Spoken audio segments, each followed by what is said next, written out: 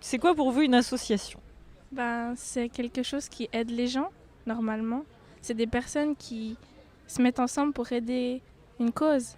C'est un rassemblement de personnes de bonne volonté qui se mettent, disons, bénévolement, la plupart du temps, au service des autres. C'est convivial. Pour moi, à la base, l'association, c'est quelque chose de convivial, quoi. Les associations, ça peut être aussi bien dans le social que dans, je sais pas moi, le culturel, etc. C'est pour ça que c'est pour aider les gens. Si c'est à but lucratif, ça n'a aucun intérêt. Je pense qu'avant tout, c'est le côté humain. Partager des idées autour d'un projet. C'est un groupe qui vient en aide à des gens en difficulté et qui fonctionne avec le bénévolat. Ce sera tout. Allez, 3 barquettes de frais, 6. Être bénévole, pour vous, qu'est-ce que ça signifie ? C'est s'engager gratuitement, en tout cas, pour une cause, quelle qu'elle soit. Ah, bénévole, c'est donner de son temps. De son temps et de son temps. En tant que bénévole, on participe à une action qu'on veut défendre ou une action qu'on veut monter ensemble, un projet qu'on veut monter ensemble. Le temps, le partage et puis le plaisir, pour moi, ce serait ça. Pour moi, il faut que tout le monde participe, même si la tâche est plus ou moins importante. Qu'est-ce qui vous a fait arrêter d'être bénévole? C'est parce qu'il fallait continuer les études. Et puis après, je suis parti à l'étranger. C'est vrai que au niveau familial, c'était un peu contraignant, des fois les week-ends, des fois le soir. S'engager dans une association est facile. Facile, non, certainement pas.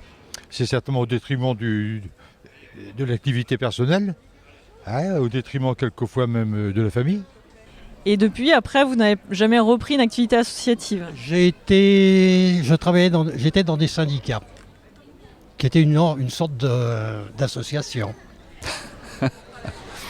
Oui, alors il faut avoir une certaine disponibilité, avoir soi-même pas trop de difficultés matérielles pour pouvoir donner de son temps.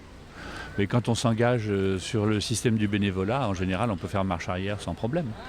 Mais je me dis, tant qu'il y a quelqu'un qui le fait, je leur laisse la place, quoi.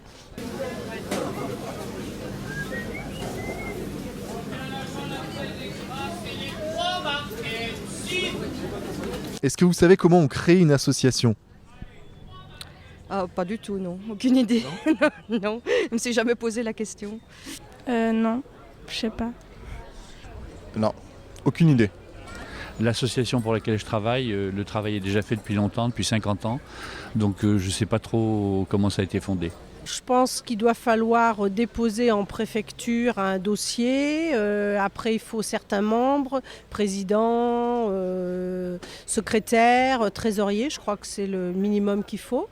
Et après, c'est déposé en préfecture et c'est accepté. Et après, je crois que là, je parle pour la loi 1901, je crois, association 1901. Voilà, c'est ça.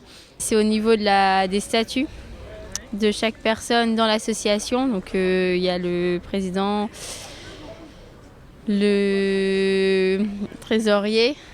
Mais après, en tant que bénévole, quel statut on a ? Une association locale, il faut une autorisation auprès de la mairie, j'imagine, mais il doit y avoir autre chose que j'ignore. Et après, je sais qu'il faut faire des AG, un certain nombre par an. Et puis après, forcément, il y a un rapport aux différents membres, adhérents et tout ça, quoi. Voilà. Et trouver des gens pour former un groupe de bénévoles et voilà. On doit répondre à certains critères dans ce statut-là. Mais vers qui vous iriez pour avoir des conseils pour créer votre association? J'avoue que je ne sais pas.